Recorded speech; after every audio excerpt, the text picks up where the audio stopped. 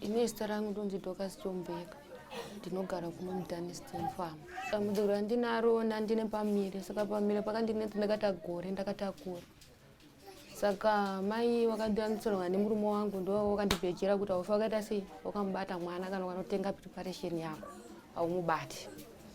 Saka ndikabvona ngoitawo gore ndakatakura pamuviri. Handina pandikatomboteka kumbonetsana nawo asi wakangondiona ndiri maricho ndoma wakanditaura kuti amai mukufunga sei nye mari yangu. Ine mari handina. Saka makaramba nemari yangu. Zveshuwa mwana wamukatengera preparation wamukudza mwana ari mudumeni wamukatengera preparation amusi kumubata zvachose. Zvangoitika sekudaro mwana handambomubata kusvika nanhasi. Lero ndaienda.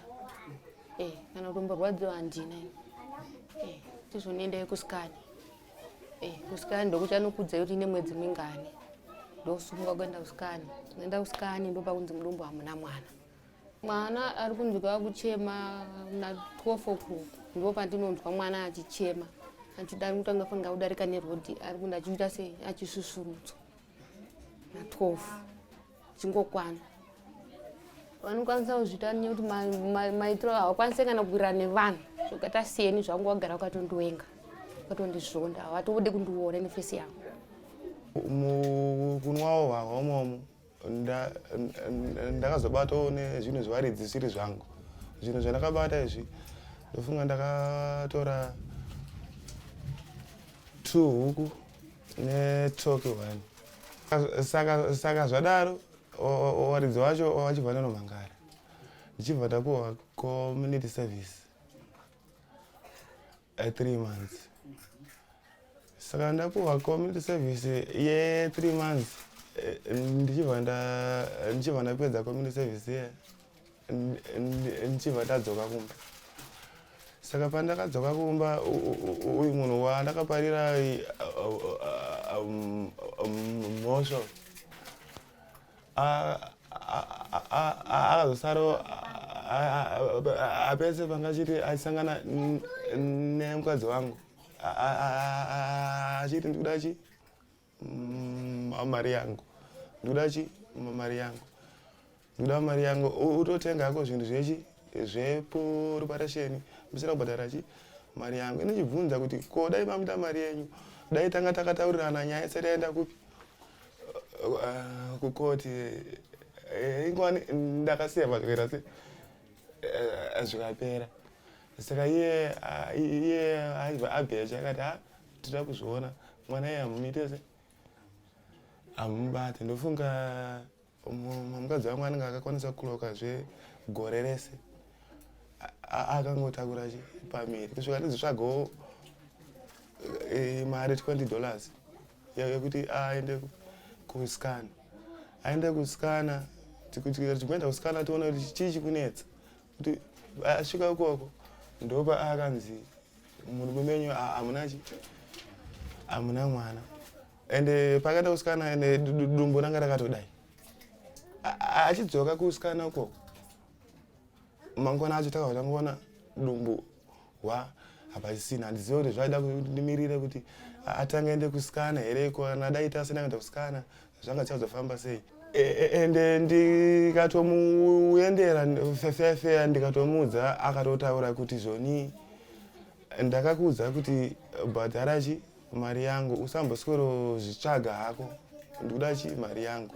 Mari yacho imari hanzi $40 zvekuti wakasevha izvozvo handabasa nazvo.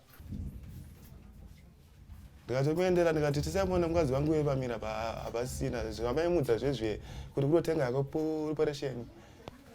Ndikanzi iyeyo usamboswera zvitsvaga hako inini ndikudachi mari yangu sazvitsvaga hani ndakakudza pabhadharachi mari yangu. Ende musho wangu wanditori nawo hausi kulombeita ndikudachi mari yangu. Saka niniwo ndiri pakatiwo pekuti nditsvagewo mari yake asi chokwadi ndo chakangondiudzawo kuti dambudziko rakasangana naro ende ndini ndakazviita.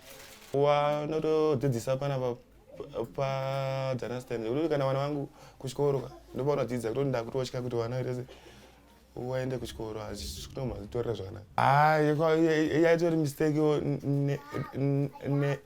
nekudhakwa ande zvokwadi endekera zvinhu zvacho zvavo zvacho wakatozozvitora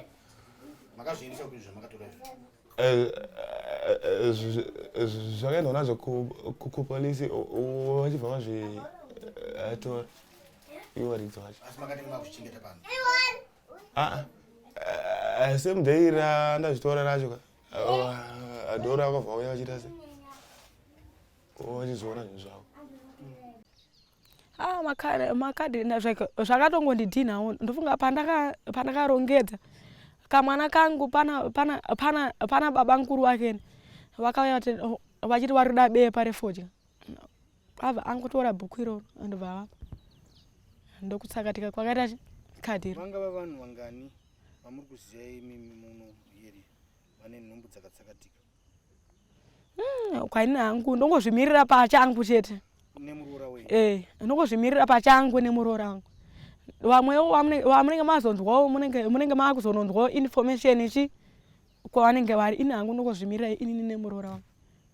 Zviro andinozviita kana kuti andakazviita ndakanzwa zvichinzi pane madzimai, pane mudzimai waWilliam ndowandakanyanya kubata iyeye nemumwe anga ari wamukadzi waJongwe. Mukadzi waJongwe zvechokwadi nhumbu yake ndakatomboiona ina achitoenda kukiriniki kwakunaka kudema aine nhumbu yake. Saka ndakatozoshama ndiona asina kubereka mwana, ndopandakamubvunza ini tasangana pamashedi pedu paDanston apa. Ndikati ko iwe asi wane mwana here? Zvikanzi aiwa kwete mama. Ko chii? Zvikanzi hapana mwana, nhumbu yakatongopera handina kuziva kuti yakaenda upi. Ndikati taura shuwa. Zvikanzi zvechokwadi handina kutomboziva. Wakanzwa kurwadziwa here?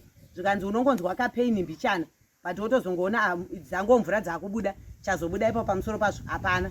Saka ndo mazivira ndetai mukadzi waWilliam wanenge waJongwe. Uyu waWilliam uyu ndakaziva ndambomuona aine nhumbu ndichitenda achipesana achivhura mombe paaifudza jana. Mama makadii tiripo makadiwo? Ndikatoti iyi nhumbu yatokura yakuda kutozvarwa. Ndakazomuona futi hapana mazuva matatu asisina nhumbu iyoyo. Ndobva ndatobvunza vari kanga varipo ndikati ko yakasununguka rini? Zvikanzi haana chakabuda. Ko chii? Zvikanzi zvakangoshaika. Ko kwakaenda kupi? Zvikanzi hapana chatomboziva kuti zvii zvakaitika.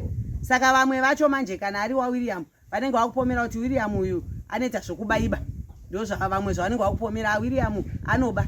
Saka nhau yake yekuba pamwe vakaba zvakagadzirwa. Ndofunga ndo zvazokonzeresa kuti adi mukadzi adaro.